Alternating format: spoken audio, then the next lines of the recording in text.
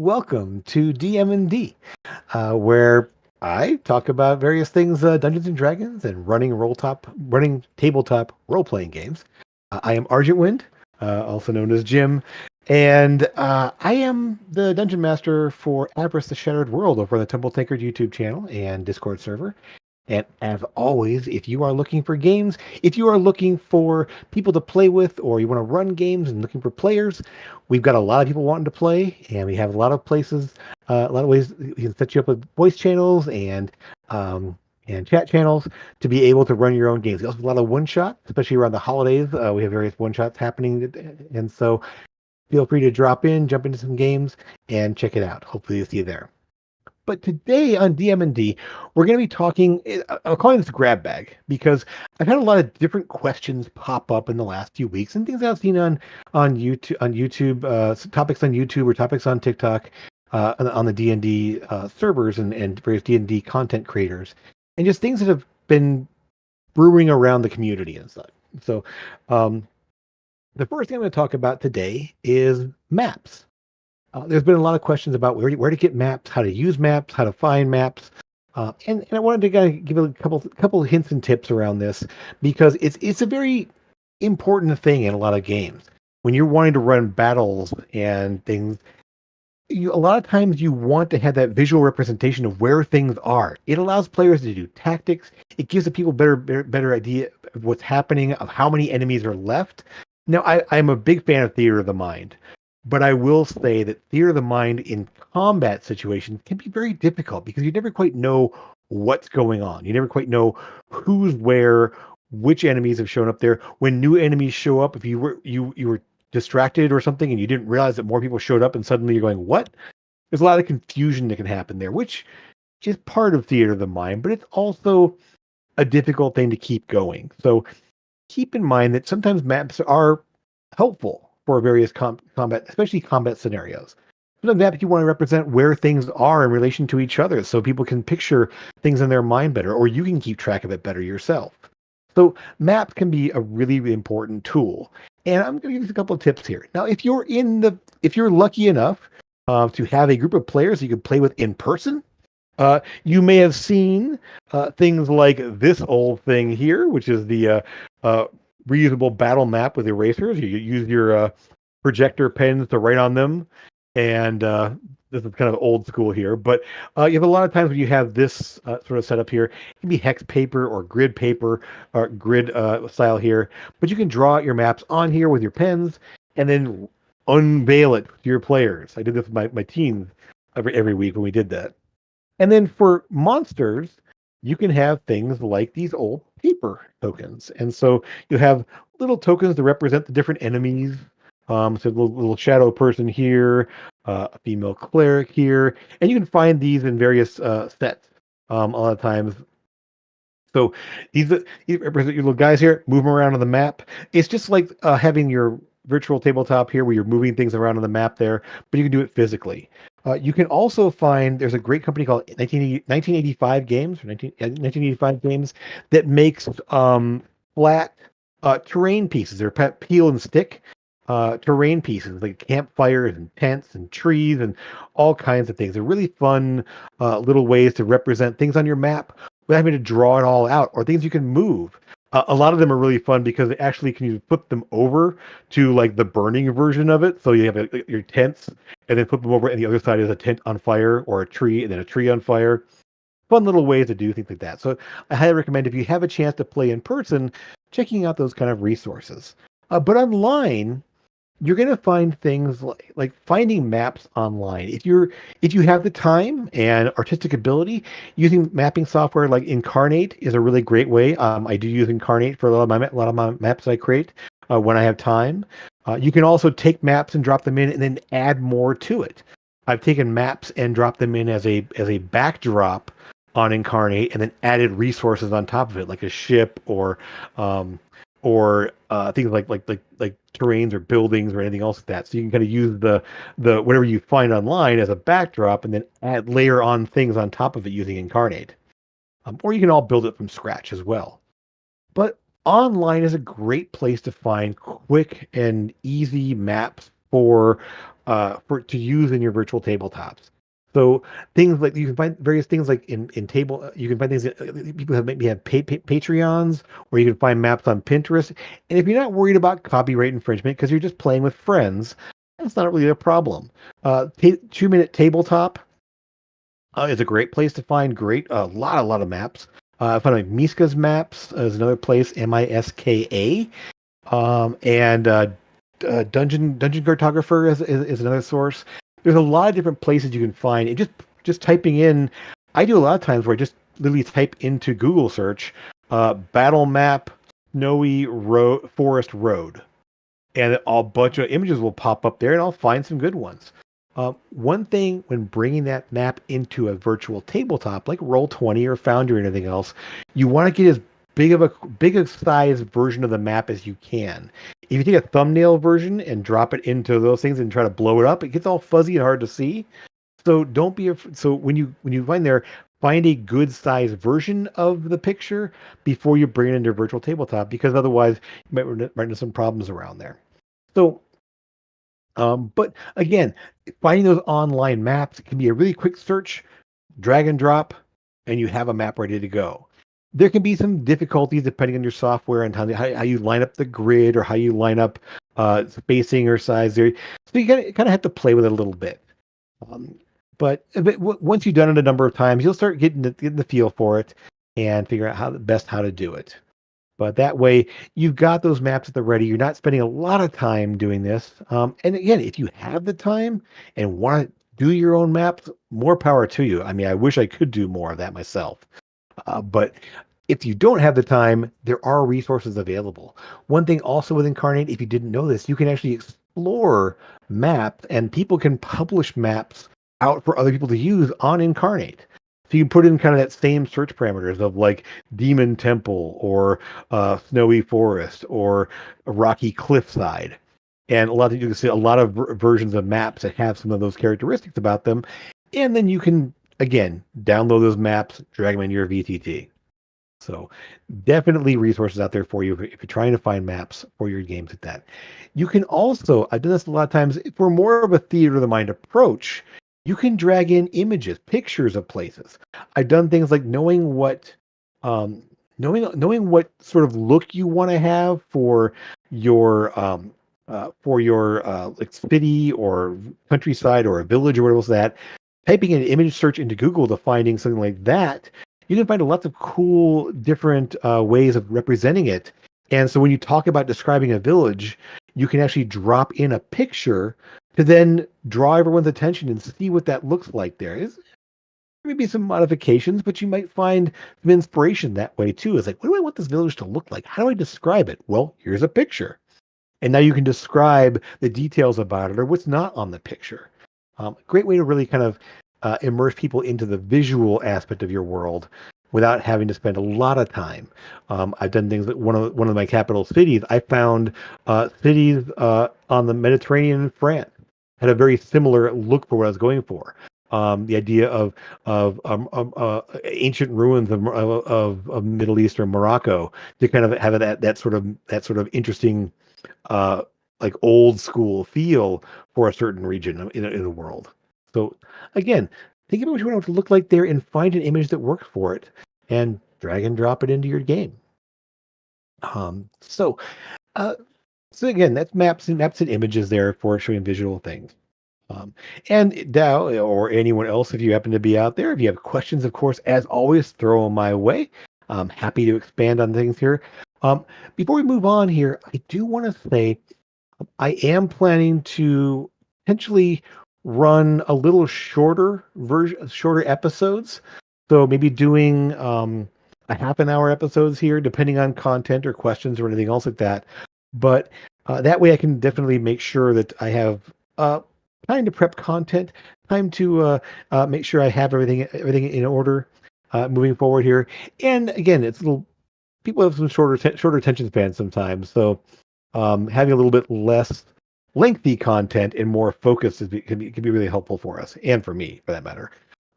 Also, I do plan to continue the every other week schedule. So every 2 weeks, potentially here. But with the holidays coming up here, there might be some shifts on that depending on availability and everything happening.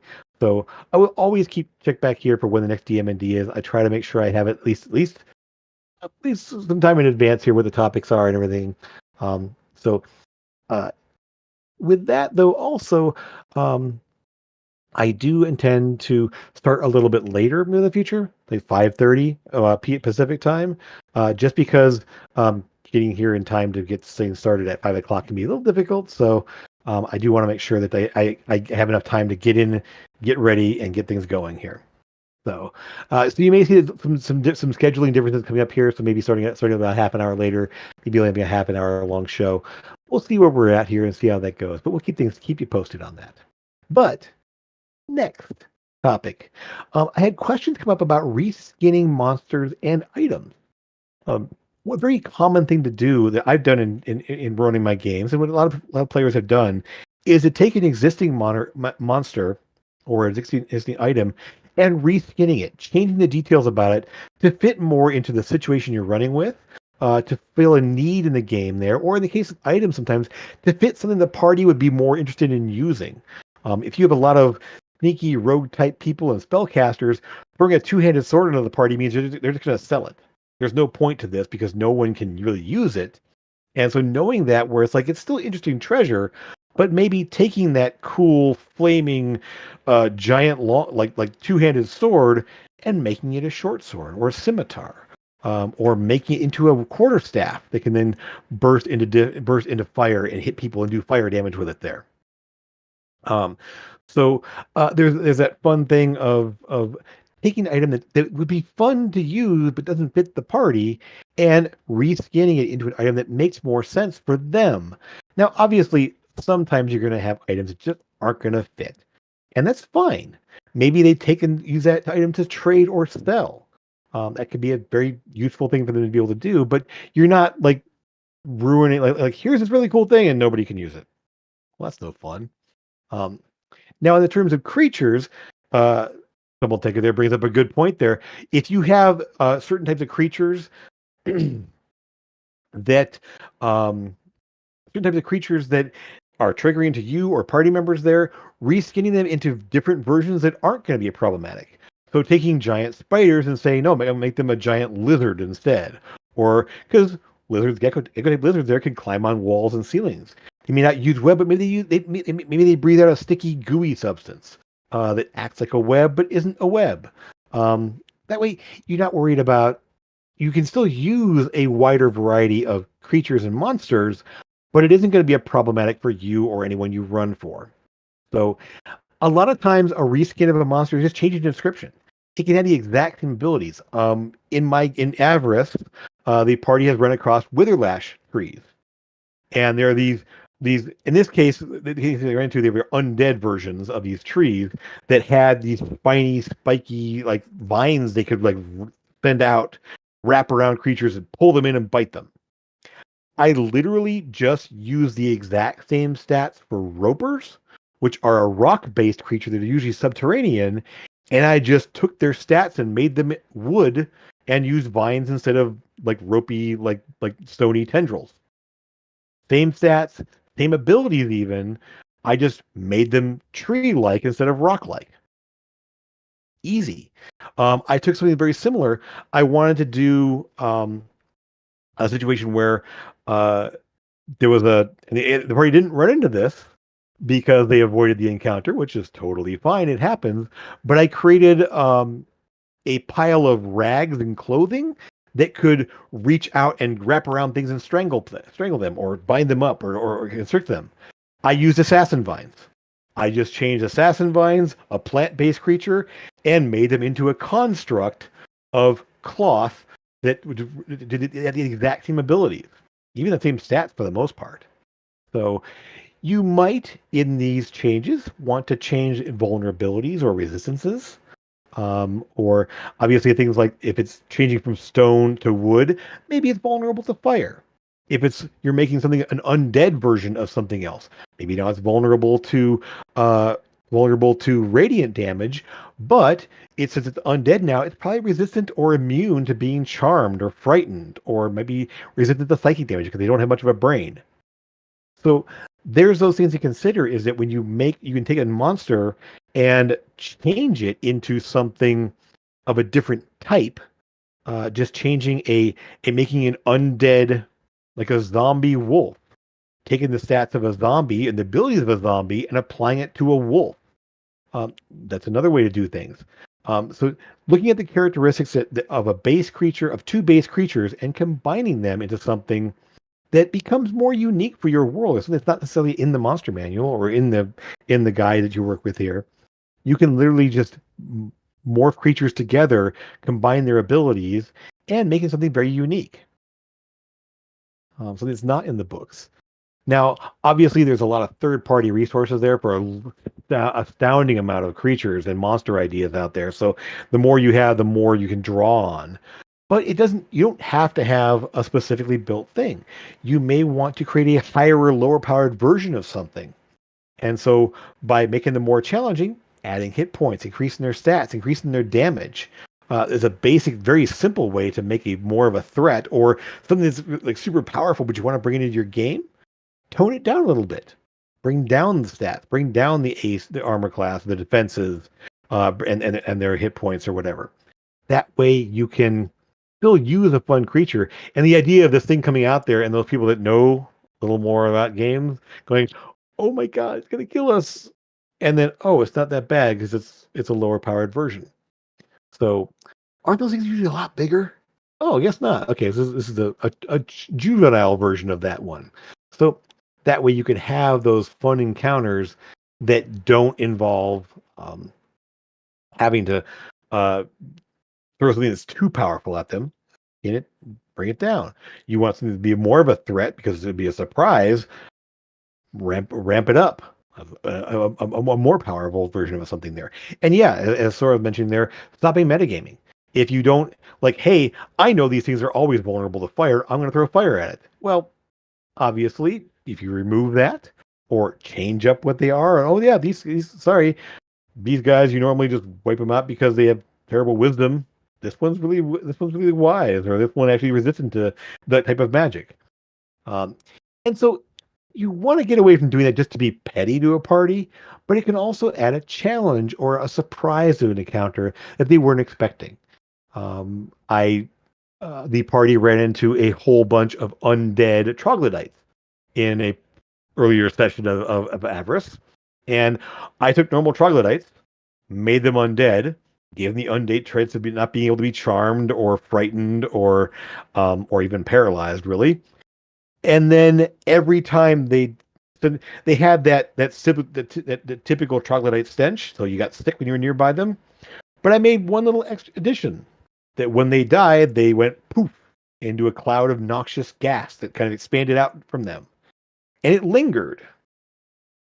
And every time another one died, everyone in the radius in the area had to make another Constitution saving throw, or else they got sick, started retching and spewing and all that, and eventually gained the poison condition. But the issue is that every time a new one exploded, they had to make another save, but the difficulty increased each time because it got the cloud of ick around them got thicker and thicker and harder to resist because it got worse and worse and worse. So again, troglodytes are a very low threat thing, but a crowd of them that exploded and made more and more gas that poisoned the party definitely made for a much more challenging encounter than a normal group of troglodytes. So obviously the party can come up with ways to deal with a big crowd of things at the higher level they are. But that way it made for an interesting encounter with low powered things that normally wouldn't be a problem. But now they're more of a challenge and much more interesting. The other way to make monsters and enemies more of a threat is to make legendary versions of them. There's no reason why you couldn't have a legendary orc chieftain who has some extra abilities and might have some legendary resistances. And if it's in sort of their stronghold, may even have layer actions. And there are lots of examples of this in the monster manual. If you're running D&D 5, if you're running other versions, you often find ideas for elite enemies and ways to make an enemy more of an elite, more of a threat, a more higher powered version.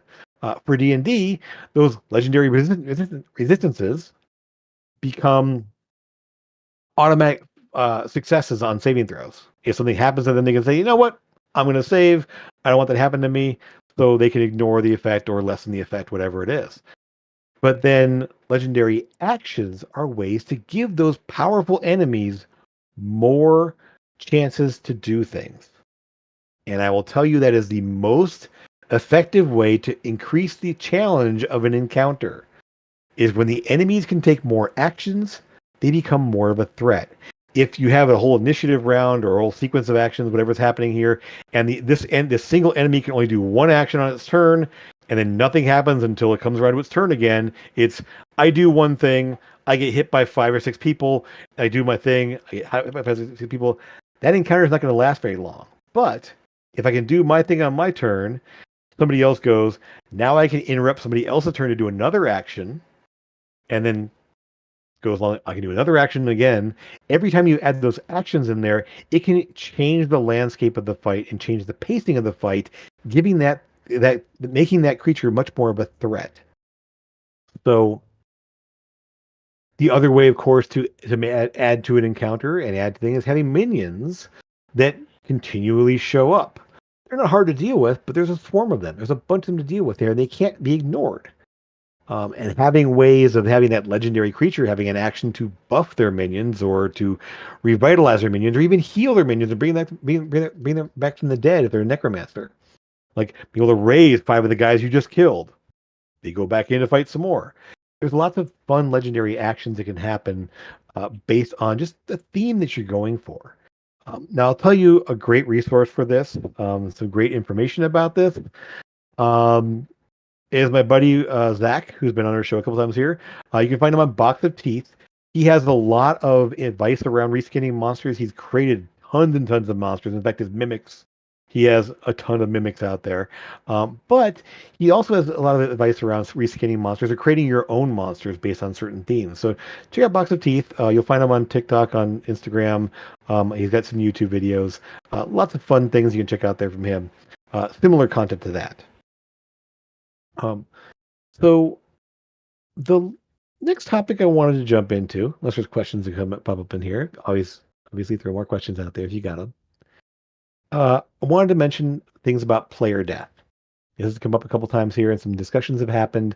I've seen a lot of things online about player death, and I mean player character death, of course. I'm sorry, and so keeping in mind that depending on the style of game you're running, characters can, and often do get killed. Enemies get killed all the time. But the players are in dangerous situations. Their characters are getting attacked. They're getting beat up. They're getting hit by fire and terrible things and dropped into traps. There's so many things to do that are threatening to characters' lives. And they people need to be prepared that for how death is handled in your game. Now, you can think of it as death is a very real thing. You're not coming back from it. There are situations where, like, there are things in the game there that you just can't bring someone back, or you can't without very difficult. Other situations where they can be brought back depending on the system, depending on the mechanics of the game, depending on the genre of the game you're playing in. They basically bring a character back from the dead. And that can be something to keep in mind. If that's something that can be a part of your game, then the players are going to know about this. The other thing is like maybe having games where player death really isn't a thing. More lighthearted, fun games where people get knocked unconscious, maybe lose some items, or I mean, sometimes there can be fates worse than death. You become cursed. Uh, you are captured, thrown in prison, and now you have to find your way out of prison. Um, or a character a player maybe who's gonna be out for a little while might be knocked unconscious, taken away, and put in prison, and become part of the adventure. Can become going to rescue them or find them, and we're fighting your way into an enemy stronghold to get them back out again. That can be a fun thing to happen there, but not everyone's comfortable with that. The idea of player death, the idea of character death.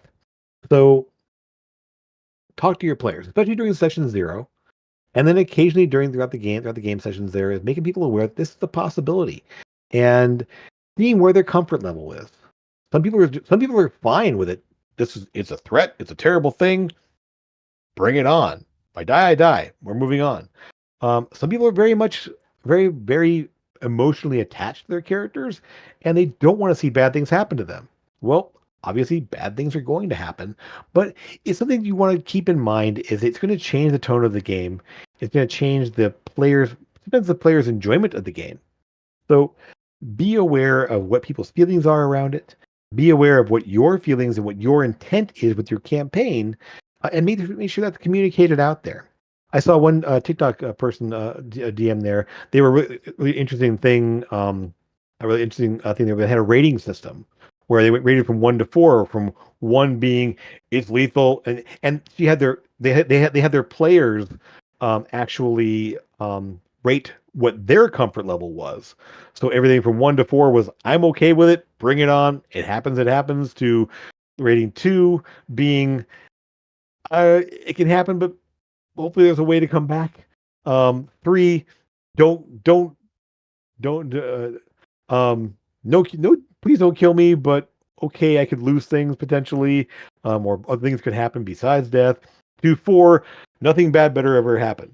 And depending on the style of game, you may have to negotiate that with your players, depending on what you're talking about in your game there. Being clear what kind of game you're running is an important thing. And we talked about in the past, we talked about session 0 and planning campaigns and everything else, but it bears repeating in that it can oftentimes be a situation where players have gotten over time so invested that the idea of losing a character or losing NPCs or losing people from their background can be a terrible thing. So keep that in mind when you're designing your encounters, when you're designing the style of your game.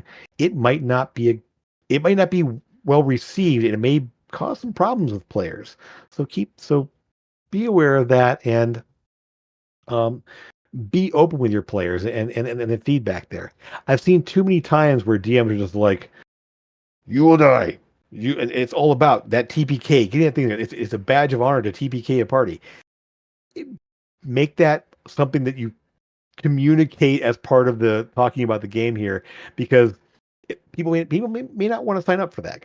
So keep that in mind. As Sora mentioned there, character death can also be a point of character growth. Maybe they die and are brought back in a way that makes them communing with a god, or some eldritch horror has like put something in their mind and made sort of a warlock type style of pact. Or maybe they're not dead. They've been put into a vat that's going to revive them. And if it's a sci-fi game, you're trying to get to the place, get on board the ship where they've been taken to rescue them. And so, or you're trying to find the resources to bring that person back. It can be a lot of fun, different ways to make that death become part of the story and how they come back. So again, different ways of bringing out that style of storytelling, that feel for your game, that it can be part of your world building as well. Maybe finding that temple, like lost temple of people that are known for bringing people back from the dead, who sort of reach beyond the veil to pull their spirits back from the realm of the afterlife and can restore the body and merge the two together again. That becomes part of your world. And again, that's sort of it's an opportunity to build your world and to bring the story in a different direction you may not have planned for. But if the players are like, "Hey, I die, it's cool. I'll bring another character in," well, then that's something to keep in mind. The one thing to watch out for is when if at some point during the game, during a campaign, you bring in some new players. Maybe you've had some players leave and some new players are coming on. Make sure you communicate that to them as part of when they're making their characters and deciding to join your game. You've got an established kind of criteria about what the game is about. Make sure that's something you communicate to them, because you don't want any surprises of like, "Oh my God, this is happening? What? I didn't know that. I didn't sign up for this." So keep in mind that you might need to go back and kind of revisit that with some players, especially some new ones that come along. Um, Revived in a vat of chocolate there. We can only hope, right? I mean, it's revived in some sort of a, not some sort of like foul smelling, goopy, horrible thing, a vat of chemicals or something. But um, it's all, again, all part of the story, all part of the world building, and all part of what you communicate with your players. Um, and yeah, when new friends come along, it can breathe life into a story. Bringing a new character in when somebody dies can bring life and can breathe new life into a story. Maybe a character who sacrifices themselves and it becomes part of like, no, I've done my thing. I've done what I set out to do. I'm not coming back. They have that choice. And now bringing a new character in adds a new bit of life to the story. And again, there's so many opportunities story wise when death is an option, when losing a player either to exiting stage left or to shuffling off to the afterlife. There are ways to breathe new life to a story. That's a lot of fun.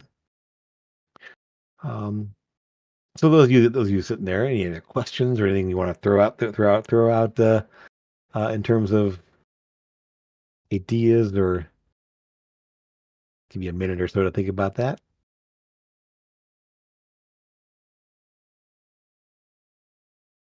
I will say while you're thinking there, if you're looking for advice, I have found an amazing treasure trove on places like YouTube and even TikTok. There's a lot of great creators out there that throw a lot of advice out there. So don't be afraid to reach out online and look and seek it out online here. There's a lot of really awesome creators out there, a lot of great DMs, and a lot of amazing advice. Now, not all of it's going to be great advice.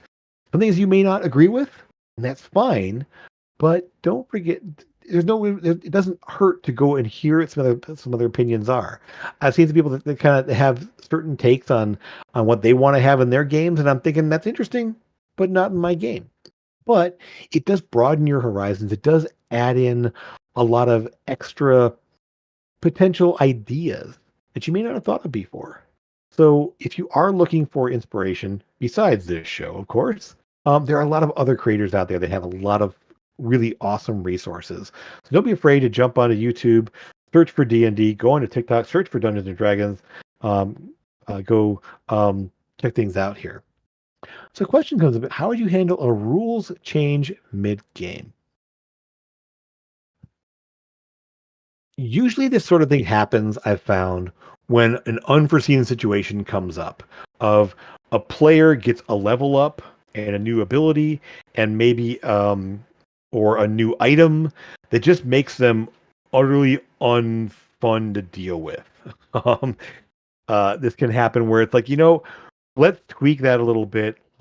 And you always want to do this as, especially with if that player is a situation there, or if just something is happening now periodically where it's like, hey, you know what?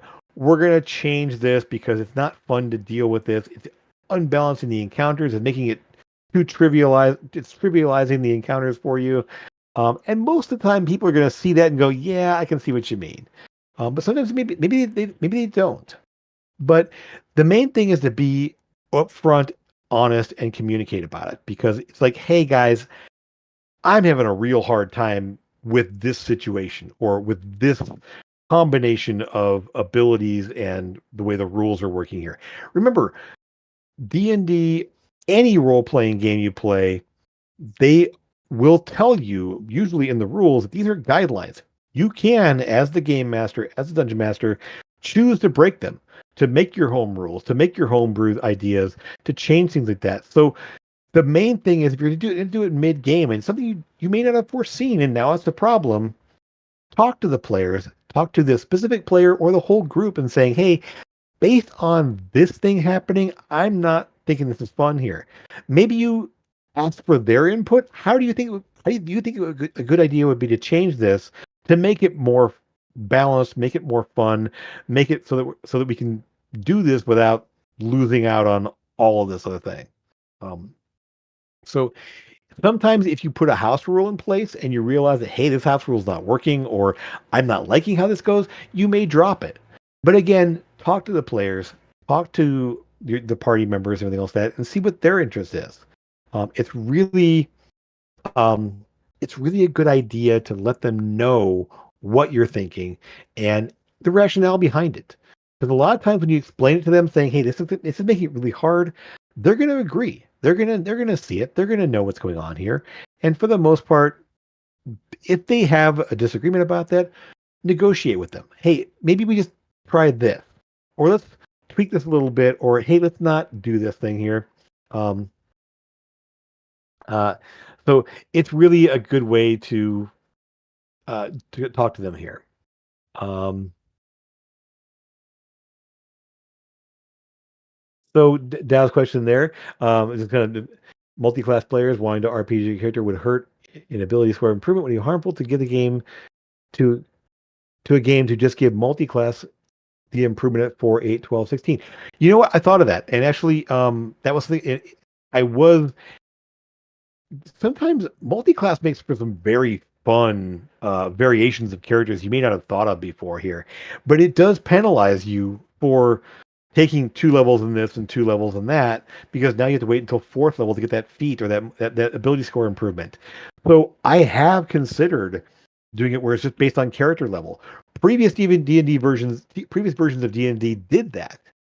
So like D&D 3 or 3.5, even Pathfinder does that, where it's based off a character level, not class level. So that's something to keep in mind. Is that I mean, although Pathfinder 2 doesn't really do that because they have archetypes you can do when attached to your classes and adding in abilities and mixing things up that way. So it is interesting when you have that different options there. But for D&D, I don't see a problem with it. It's something you want to do as a house rule, something you want to consider. I'm totally fine with it. There are other ways to get ability score improvements or even basically feats. You can, if you don't want to do that kind of change, having like specialized trainers in your world that can train people in feats. In Avarice, in Port Oris, there's the Falcon Wing Combat Academy where they can learn combat-based feats. There are the stat books, the tomes of clear thought, or the manuals of gainful exercise. They can give you a boost to attributes. And if those are available in your world, that can be a way to get those boosts. If you don't decide to give it just at every 4 levels of advancement, um, you can make those things more readily available. Or even if someone says, "Hey, I want to train in this thing," saying, "Well, okay, let's describe in game role playing wise how you would do that, how you would train for that, and then maybe say at your next level, or maybe 2 levels from now, you'll get that." So there are a lot of ways you can get those the benefit of ability score improvement or feats or anything else like that without having it be tied to the character class progression. Um, and that's something to keep in mind too, is that you don't always have to gain benefits and bonuses when you level up. Things can happen between levels. Again, as a reward for um, like saving something or doing some great task for a wizard or a library or some sort of noble lord or something like that, them offering this option as a reward. That's that's a great way to gain those things as part of the story. It isn't just a mechanical thing. Okay, I leveled up. I get this thing now. Well, having things within the story makes it more interesting. If it's tied to something you did or something you earned, it kind of means a little bit more. Or finding some special item or going on the hunt for something can be a lot of fun that way as well. So definitely, NPCs. NPCs, do you add levels to them? So like a guide for 8 levels, making a guy higher level than the party continues to nudge or help. That's definitely a way to go. I mean, having that big brother kind of thing, that mentor that comes along here, um, absolutely. I've had so some of the NPCs in my game level up somewhat with the party, and at the exact level, but occasionally I just up the level them because they're gaining experience too, as the party is. Maybe not at the exact same rate, but they should level up over time. They should get a little more powerful and learn new things. So, in a dynamic world, everyone is learning, everyone is growing, everyone is changing over time. So, the idea of having that guide that shows up that hey, they're higher level than you now, but eventually maybe you pass them up and they become you surpass the master kind of thing. The idea that so it's not a bad idea to have level up your NPCs level up along with the party, leveling up at a different rate than the party, but it should still happen, I think. At least that's my opinion. Now, some people may not. That bartender may never gain levels because he just sits there tending bar all day. You don't gain a lot of experience doing the same thing over and over again. It's about that finding that new thing to do, that new experience, that challenging thing that's beyond your normal everyday stuff. So the idea that yes, you can definitely gain more over time, but your NPCs should as well. Your villains should as well. Let's say, don't be afraid to say, "Hey, my villain was 10th level, but they still haven't dealt with him yet. They're 13th level now, so I'm going to up my villain to 15th level." They've been training, they've been doing all kinds of things to get more powerful. They've been drawing on more power. I can tell you right now, the party, uh, I designed the Act One, Wraith, the big bad guy, he was always one or two levels higher than the party because that was the whole thing. He was out there training, he was out there doing stuff, so he was always more powerful than the party was, and he gained in levels over time in a similar rate to the party gaining levels. Same with his minions; they got more powerful over time. So that way, when the party finally met up with them, they've been training, they've been getting better, so their enemies have as well. That way, it's still more of a still somewhat equal a challenge. So absolutely, NPCs should level up, villains should level up, um, based on when they're encountered. Um, all right. Well, I think we're gonna wrap things up there. I'm gonna get going for this week. As I said, we are gonna try to do stick to our every other week schedule here, but that may switch on the holidays here. We'll see where we're at. Um, uh, Yeah, I mean, idea of making rewards for exceptional role playing. Great idea, where you have a chance that hey, people that role play more get more opportunities, but you don't want to do too much of that because you don't want to discourage people. You want to encourage them to role play more, and people can feel a little more you can feel a little estranged, a little left out if all the rewards are going to the people that are just acting more, doing more interactions. But again, the more interactions they have, the more opportunities, and it might encourage the people to do a little bit more. So that last thing there, something to keep in mind as you go along here, ways to encourage role playing. And we've had that discussion in the past as well, so you can check previous episodes. I will say all the episodes of DM&D are on the YouTube channel in its own playlist, so you can always go back to previous topics and see what's there. Definitely check things out there for any advice I've provided in the past, um, and more things that come in the future there. If you have questions, as always, drop them as a comment on this video, and as much as you can, put a like on there, and make sure you're subscribed if you're watching and you're not already subscribed, because it's always good to have more people getting notified of our content. Um, and as always, um, if you do have questions, if you do have ideas for topics, throw them as a comment in chat there. If you're on a Discord, send me a private message there. Drop it into our suggestions channel. There's lots of different places you can go there, or just ask me if you're out online. Ask me. That it'll end up as a question in a future video. So I hope you guys all get some good information. Those of you who are watching now, and those of you who are watching in the future. I hope that you guys have a great holiday season coming up here, whatever you're doing. You stay safe, have fun with family, and enjoy your time together. And as always, it's great to have you here. We'll be talking again soon. And hey, welcome. New little sign up here, Roll for Initiative. Uh, we'll see you again real soon. Take care, everyone. Okay, bye.